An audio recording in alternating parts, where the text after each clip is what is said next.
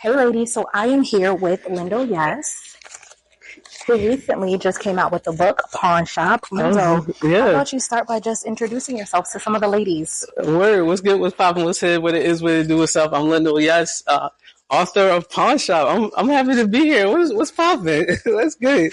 Well, I'm happy to actually finally be speaking with you. Yes, it's been a minute. Yes, it has been. It's been a long time coming. So one of the first questions that I have is, what inspired you to write PawnShop? So there's multiple reasons for me writing PawnShop. I was on a bad date, and in the midst of that bad date, I realized like I'm not making the best impression of myself. So I knew that there wasn't going to be a second date for this. But also, like what I realized in bad moments, good things come out of it. And my date at the time had said to me is just like, we all in this world trying to lessen our collateral damage. Oh. And I was like, yeah. And I was like, in this date right now, I'm trying to lessen my collateral damage. I'm trying to make a better impression of myself to save at least the second half of this date. But then, I sat with that thought for like a couple of days, maybe even a week. And it made me think about just how like pawn shops function in that way, where it's just like we're giving something as collateral to lessen our emergency or urgency in our life, or just for like economic means for just us to have upward mobility.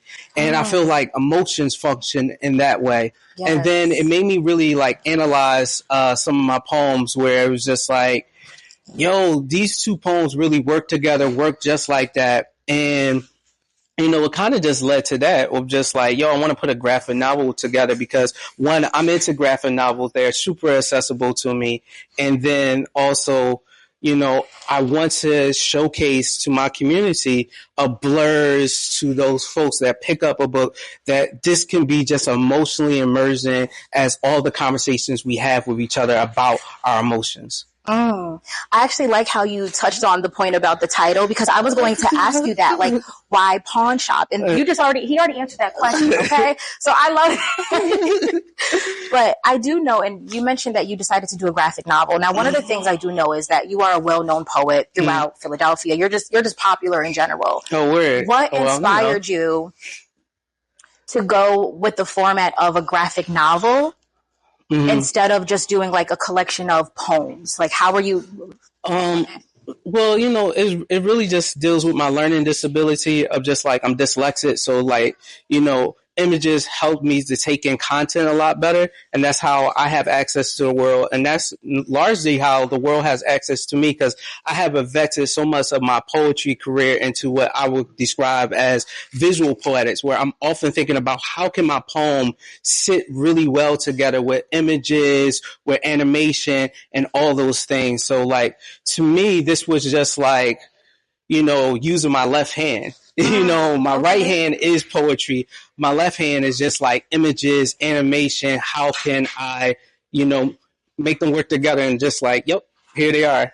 I like your artistry. You're using your art as a form to enact social change. Right. And also it inspires people to embark on a healing journey as well. But you mentioned something about the graphic novel and how it works better with your brain, which I think is actually amazing, because a part of Sisterhood Between the Pages is encouraging people to pick up a book, and a lot of the times that can be intimidating. And I know for me, poetry is intimidating. When you put it in the format of a graphic novel, that's it. It just made it more digestible, and it made it, most importantly, more approachable. What inspired the characters and the names for them particularly? Why was Anisha a woman opposed to a man? Like things like that.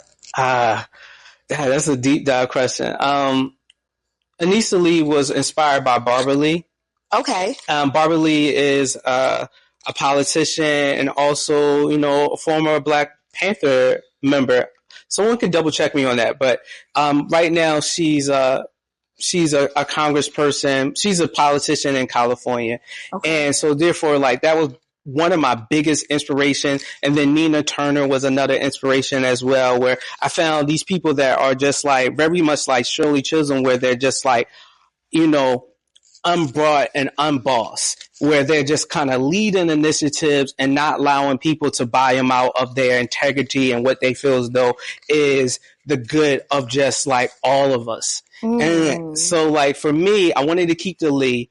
And then the Anissa part is just like, she's a caretaker, and that kind of is the meaning of her first name. And so, like, she just has a caring personality because she fought so hard for universal health care. And then now the initiatives of just like the therapists and the social workers going around the city of just like emojis and cupids. So that was one of the names. Bashir comes from just like a previous version of myself. Okay, you're reading my mind. That was my mind. I was literally about to ask you, like, which character do you relate most to? Why is he in my mind?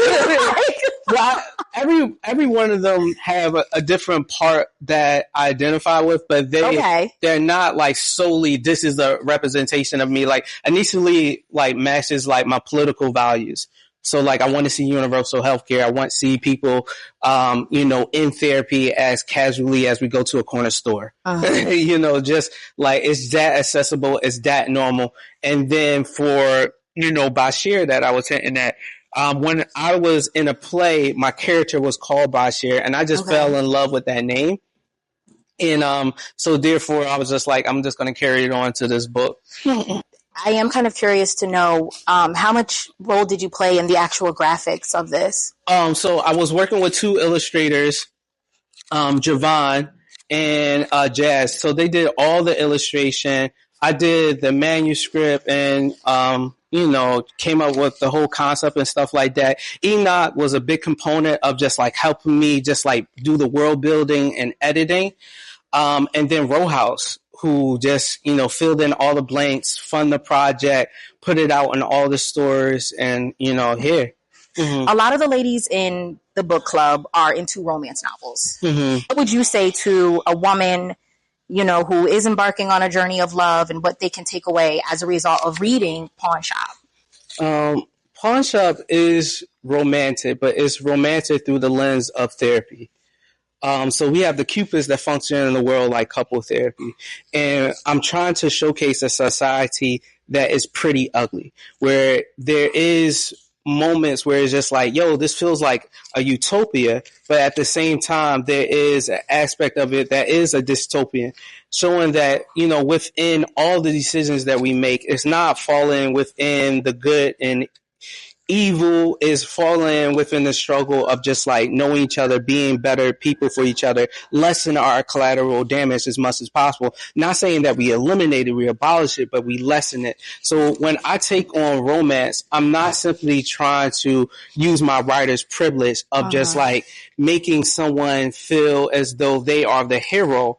I am trying to showcase them within all the spectrums that I have actualized in my life of just like what are human beings being. So we're going to have, breakups where it's just really mutual understandings that are good. And then we're going to have breakups that are messy. And then we're going to have breakups that they just is what it is, meaning just like environmental things that come about. So, for me, picking up romance or even writing about romance is just like how much humanity am I embarking on it in the stories that I have recognized in my actual life, people being in breakups where they recognize that you can't put a fault to it sometimes, or the onus is on us, or sometimes it's just like, yo, that was a period in our time. We just naturally grown out of it. So all those nuances that we have recognized. And I think to me, that's why therapy is at such the forefront of my book, because that emotional well-being is a spectrum that doesn't allow it to just feel like cloud nine and then cloudy day, but it's more so just like there's sunshine in the rain. There's rains that make the flower grow. There's storms that we can't, be in. The little piece about dating apps. Yeah. Talk to me your thoughts about that. Like, what are your thoughts on dating apps? Because they're tied directly into your emotions. I know. Yeah. I feel like this is a really good question, because this is something that girls want to know. No one has asked me, but it's kind of like my explicit bias in the book is like, I don't think they operate in a way that we want them to. I think they're so consumer based, where it just feels like grocery shopping versus like the fulfillment of just like what aesthetically we need, because they're not unpacking some of these like things that are not surface levels for us that we are unconsciously like not aware of. So for me, I think it's probably better to just like talk through it with a therapist about what you want in a relationship and then locate that than it is for these dating apps and all their fees. So like that was a big component of it. Is just like we no longer have dating apps because we got Cupids that helping us, figure out who should we be, with and how healthy is that relationship going. So I'm a component of just like, just sit with your therapist for a little bit longer and figure it out of just like what you need and how to locate that in your life. I'm curious to know what's next. Can we expect something else, or can you just give some hints into, different themes that you'll explore in your next piece of work?